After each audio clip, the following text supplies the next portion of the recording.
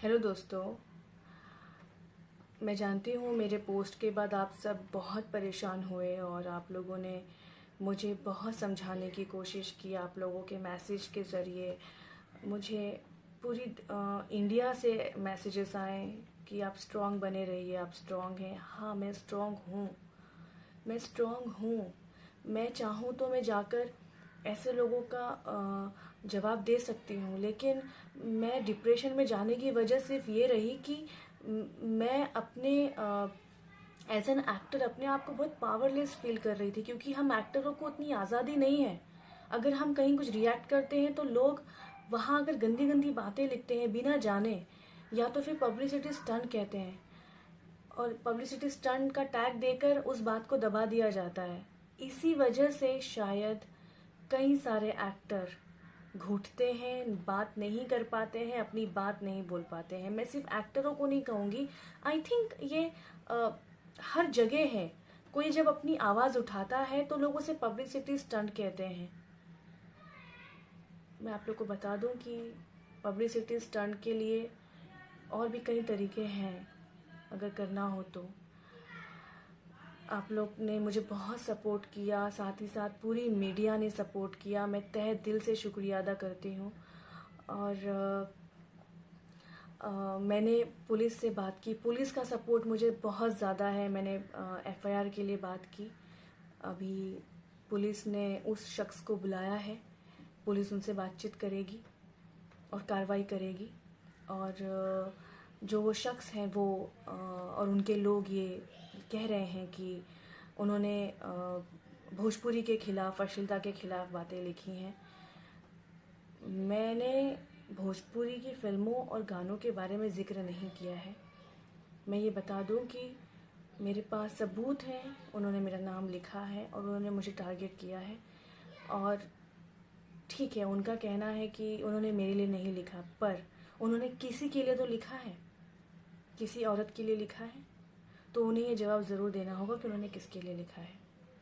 और मेरे पास तो ऐसे भी सबूत हैं जिसमें उन्होंने मेरा नाम लिखा है, मेरी तस्वीरों का इस्तेमाल किया है, और वो लिख रहे हैं कि उनको कुछ होता है या उनको धमकियां आ रही हैं। तो मैं एक बात बहुत ही साफ शब्दों में कह देना चाहती हूँ कि मैंने अपने दर्द का बयां सिर्फ मुंबई पुलिस को दिया है, पुलिस को किया है, रिक्वेस्ट की है। मैंने और किसी को नहीं कहा कि आप कोई उन्हें कॉल करें या कुछ।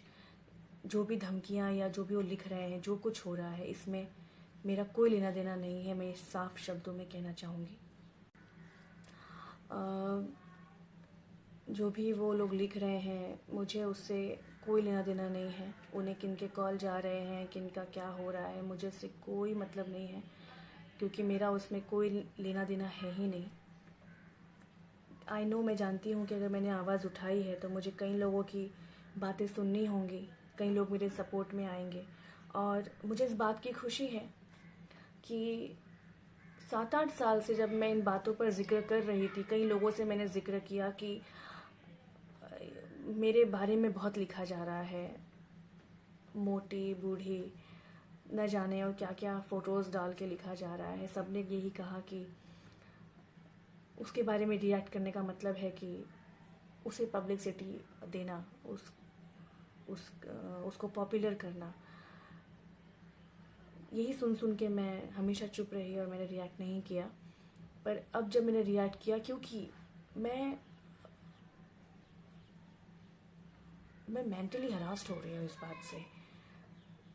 और जब मेरी हेल्थ पर बात आ रही है तो मैं उन लोगों में से नहीं हूँ कि अगर मुझे कुछ हो भी जाए तो लोगों को पता ही नहीं चला कि इसको हुआ क्यों, ये क्यों गई डिप्रेशन में या क्या हुआ।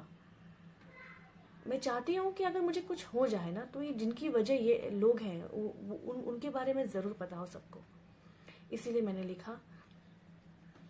और मैं ये जानना चाहती हूँ कि जब हम अच्छे लोगों के बारे में खुलकर लिखते हैं फेसबुक पर या कहीं पर बात करते हैं, तो हम उन लोगों के बारे में क्यों नहीं लिखते हैं? उन लोगों के बारे में ये सोचकर क्यों चुप हो जाते हैं कि इसे पब्लिसिटी क्यों दें, इसे पॉपुलर क्यों करें? अरे पॉपुलर तो उन्हीं को करना चाहिए ना जो गलत काम कर रहे हैं, जो अपनी पोजीशन का गलत फायदा उठा रहे हैं।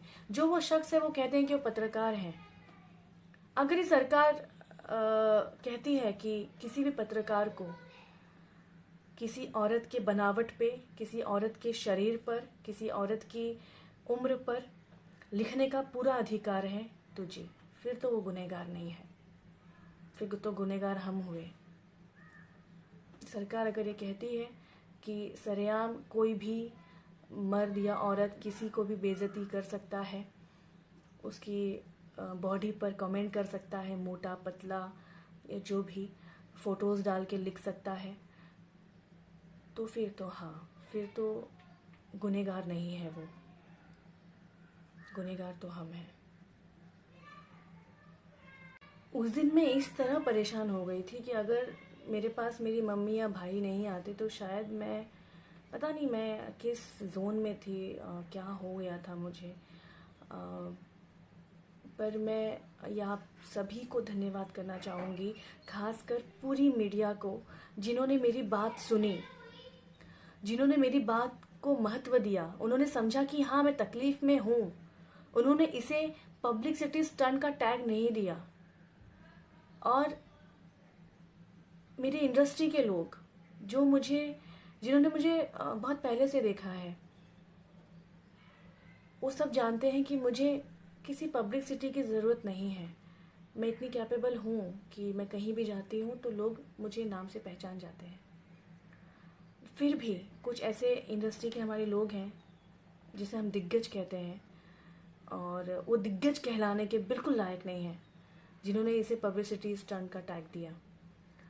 अब मैं ये कह सकती हूँ कि हाँ, हमारी इंडस्ट्री का हाल इसलिए ऐसा हुआ है ना, क्योंकि इस तरह के दिग्गजों के हाथ में हमारी इंडस्ट्री है।